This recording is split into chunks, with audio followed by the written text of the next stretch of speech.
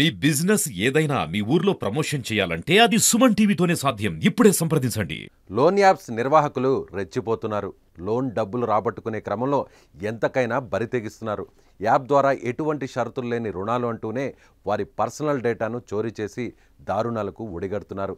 తీసుకున్న అప్పు తీర్చినా ఇంకా డబ్బులు చెల్లించాలని ఒత్తిడి చేస్తున్నారు.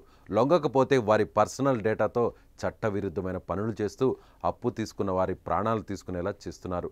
లోన్ యాప్ నిర్వాహకుల వేధింపులు ఎందరో అమాయకులు ప్రాణాలు బలి తీసుకునేలా చేస్తుంది. తాజాగా హైదరాబాద్ పరిధిలోని జీడిమెట్లలో ఓ వ్యక్తి లోన్ యాప్ నిర్వాహకుల వేధింపులకు తాళలేక ప్రాణాలు తీసుకున్న ఘటన చోటు చేసుకుంది.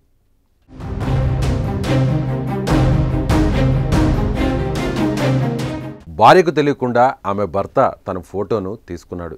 అదే ఆయన పాలిట శాపంగా మారింది. చివరకు ఆయన తనువు చాలించాడు. లోన్ యాప్ నిర్వాహకులు తన భార్య ఫోటోను మార్ఫింగ్ చేసి ఆన్లైన్లో పెట్టారనే కారణంతో ఆ ప్రాణాన్ని బలి తీసుకుంది. వరంగల్ జిల్లా నల్లబెల్లి మండలం నందిగామకు చెందిన మరిగద్దె వినోద్ కుమార్ కొన్నేళ్ల కిందట సిటీకి వచ్చి బోయిన్పల్లిలో ప్రైవేట్ జాబ్ చేస్తున్నాడు.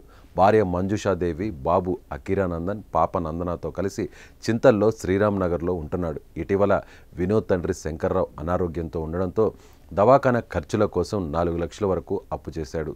దీనికి తోడు వినోద్కు 3 నెలల జీతం సక్రమంగా రావడం లేదు. కొద్ది నెలల కిందట భార్యకు తెలియకుండానే ఆమె ఫోన్ నుంచి ఓ లోన్ యాప్లో రుణం తీసుకున్నాడు వినోద్.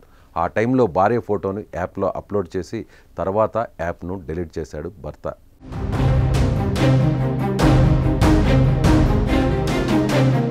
ఇక తీసుకున్న లోన్కు నెల నెల వాయిదాలు కడుతూ వస్తున్నాడు. ఇటీవల కొన్ని వాయిదాలు చెల్లించలేదు. ఈ నెల 8న అతడి పెళ్లి రోజు కావడంతో వినాయక చవితి ఉండడంతో యూసఫ్గూడలోని సోదరుడి ఇంటికి భార్య, 2 పిల్లలను పంపించాడు. లోన్ యాప్ నుంచి కాల్స్ రాగా ఆన్సర్ చేయలేదు. దీంతో లోన్ యాప్ నిర్వాహకులు కుటుంబ సభ్యులకు కాల్ చేసి 2,300 రూపాయలు కట్టాలని చెప్పారు. అంతటితో ఆగకుండా అతడి భార్య ఫోటోను మార్ఫింగ్ చేసి అతడి ఫ్రెండ్స్, కుటుంబ సభ్యులకు పంపారు.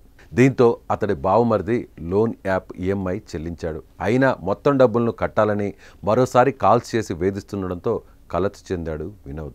ఇదే సమయంలో ఇంట్లో ఫ్యాన్కు ఉరివేసుకొని ఆత్మహత్య చేసుకున్నాడు. లోన్ యాప్ వేధింపుల కారణంగా ఓ నిండు ప్రాణం బలి అవడమే కాకుండా 3 జీవితాలను రోడ్డున పడేసింది.